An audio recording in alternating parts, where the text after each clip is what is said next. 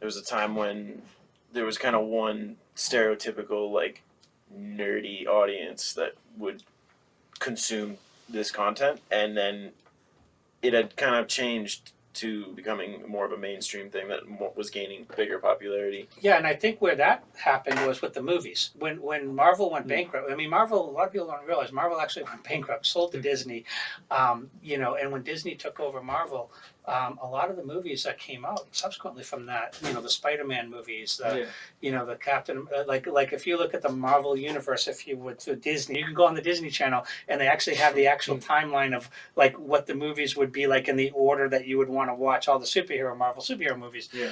And when those movies came out, when the DC movies came out, a lot of mainstream people just started watching those movies, and it reignited because a lot of people knew about Spider-Man, or they knew about Captain America, or they knew about the X-Men, but they weren't real fanboys and so on until all of a sudden the movies started to become popular.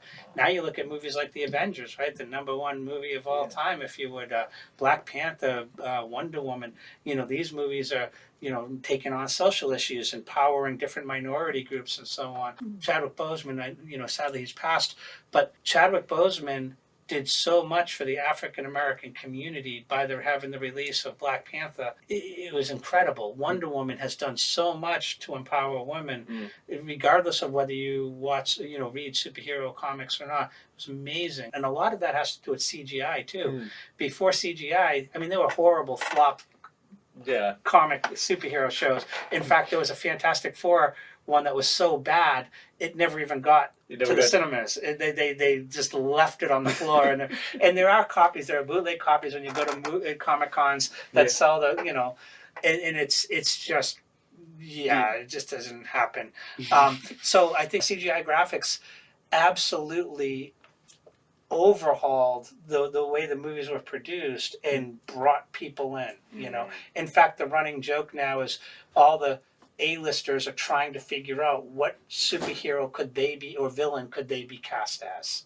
Really? Yeah. That's cool. They all want in because we'll look at Scarlett Johansson, right? Yeah. I mean, she just got into a legal battle with Disney about the Black Widow, but her Robert Downey Jr. like without a doubt Robert Downey Jr.'s acting career absolutely gets reinvigorated with Iron Man. Before Iron Man, Robert Downey Jr. sadly was a troubled guy who had kind of did the Brat Pack movies with the John Hughes genre in the 1980s, got himself mixed up into some bad habits, and wasn't really going anywhere. When he took over as Iron Man, and Iron Man itself was actually a just a regular superhero who had his ups and downs, and he even had some issues. Like the classic cover of Iron Man 128 is Demon in a Bottle, with Iron Man being an alcoholic, and there's a 10-issue storyline about this from issues 120 to 130.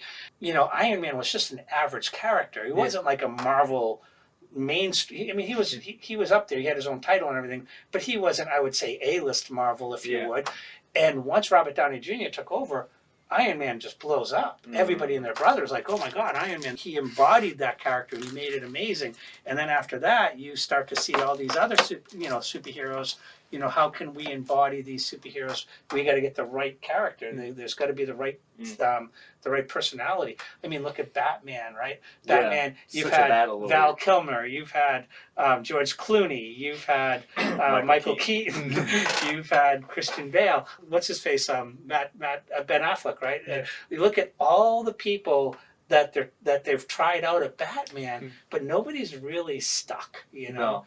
Marvel has had the luxury of having many of their superheroes stick. That's true. That's a good point. The fans can associate more, like as you were saying, the actor kind of will embody that character. Someone like Robert Downey Jr. alone just like looks a lot like Tony Stark. Yeah, exactly. Like even something as simple as that will make the character more poignant. I think they also will tend to draw the character to look more like the actor if it blows up, if it gets popular. Yeah. Well, modern day books, right? The comics that are coming out now, they're actually drawing the covers with like alternate or variant covers with the actual the character. And that's why, like when Chadwick Boseman died, everybody was like, oh my God, Black Panther, and it's like, well, no, he was just a character who played Black Panther. We can find another one, and look at the people. No, you can't. Chadwick Boseman was Black Panther, you know, and so it is interesting the psyche of our society once they associate it. Well, the Harry Potter syndrome, right? Gilligan syndrome. You know, Bob Denver, who played Gilligan, was like, my life is ruined because I can never get cast. I've already been typecast now as Gilligan. And that was the same with Harry Potter, who. I can't even remember what's his. Oh, Daniel Radcliffe. You're right. Yeah. Daniel Radcliffe's like, look, I got to get away from this. I don't want to grow up my whole life with like, there's that Harry Potter kid, you know. Yeah.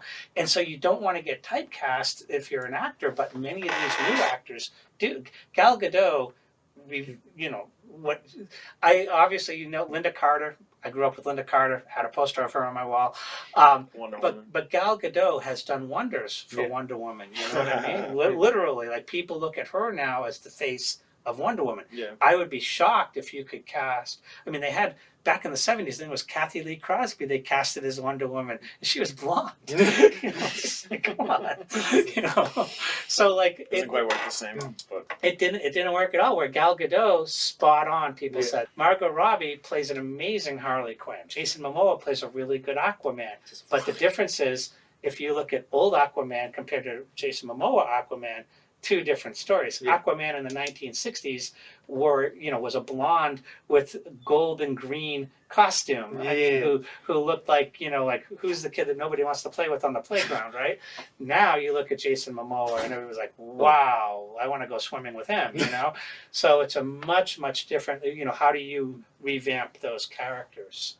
Yeah, while also keeping true to the spirit of the old characters without making it too corny, I guess. Exactly. Yeah.